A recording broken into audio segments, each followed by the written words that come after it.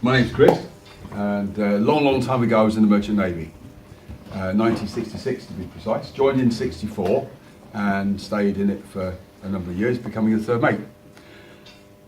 Whilst I was an apprentice, we were in the South China Sea and we were carrying iron ore up to Japan, Muroran. And as you come into the South China Sea, it gets narrow, and we were hit by a typhoon. And that evening, storms raging, the ship's rolling, the iron ore is all at the bottom. So the ship swings like a pendulum. And you're rolling 45 degrees each way. And you can literally walk in the corners. You can do press-ups just as the ship comes towards you, just standing up. It's really bad. It's a real seasick weather, you know. And the call came down. I was on watch with one of the officers, and the mast headlight has stopped working. So we've got to rig the paraffin lamp and run it up. The 2 wires go up the mast and a halyard. The halyard was jammed. It's jammed on the fin. What's a halyard? A halyard, a whole yard, a whole rope. Oh, right. Okay. Right? It's a continuous band of rope that goes round. A pulley at the bottom and pulley at the top. And it's jammed at the top, 60 feet up the mast. Someone has got to go up there and rig the mast headlight and go down to the watch room for the sailors. No one's going to go up there. So the chief mate says, well, someone's got to go up. So I said, I'll go up, sir, if you pay me extra. Well, they don't pay you, they give you a couple of extra days leave. It's called a Sunday at sea.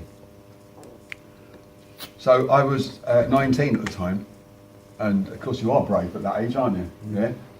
So I shinned up the mast. Well, when you get to the top, the ladder is only that wide.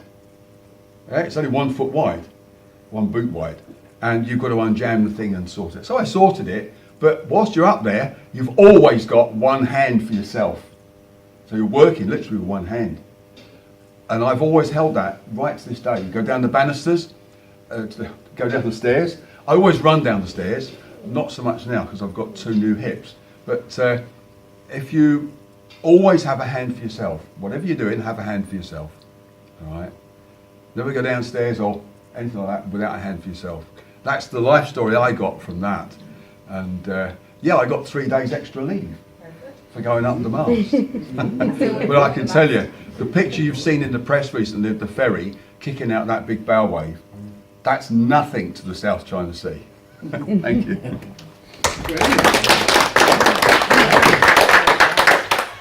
So, when I was 20 years younger than what I am now, I went and lived in Honduras for a year to set up a daycare centre for underprivileged children with Elam Missions. And we went and we had a building that had like a 50-foot drop to a banana plantation. And on a night, all the tarantulas used to climb up into our building. Now, my group were the goriones, which were the little sparrows, and they were 3 to 5-year-olds. And the first morning this happened, I walked in going, ah, ah, ah, jumped on a table, because that was the only free space from tarantulas, and my lovely little goriones decided to throw them at me as I stood on the table. I no longer have a fear of tarantulas, but when there were like 1,000 or more every morning in the building, you sort of like get over that. I still wouldn't like to reenact the scene, I don't think, but I would never bit or anything. But yes, having tarantulas thrown at you by 3 to 5-year-olds in Central America isn't much fun.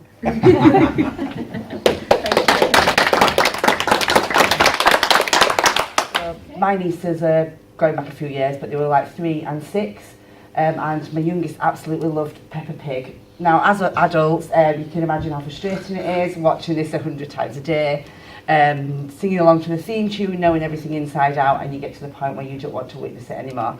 But me and my sister were sat downstairs, and the girls were playing upstairs, and it's been very quiet, and then all of a sudden we're hearing this on the floor, and we're like, what's going on? So upstairs we go, and there are both my nieces with their jug of water, pouring it onto the carpet with their wellies on, stamping their feet on the floor.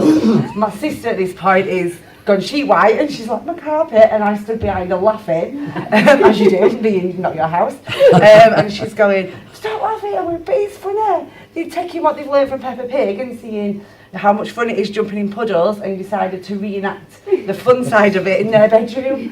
And I think I've took from that is that no matter what the story is, there is always an element of it where there's fun to be had and something to be enjoyed.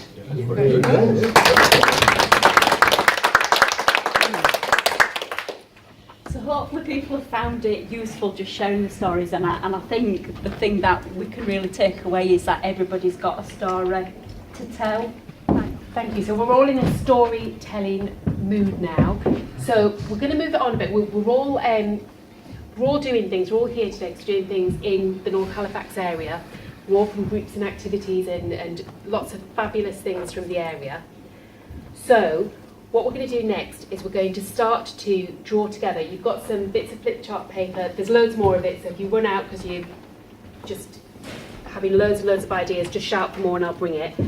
We're going to start thinking about what is there around us. So not just starting to think about existing resources and talents and gifts and things that we can share and the resources that we've utilised. So stories about resources, gifts, things that we have in our community and thinking a bit wider as well. So maybe things that we haven't tapped into. What is in North Halifax already? What stories have we got about gifts and resources and talents and things that we can share in North Halifax? Okay.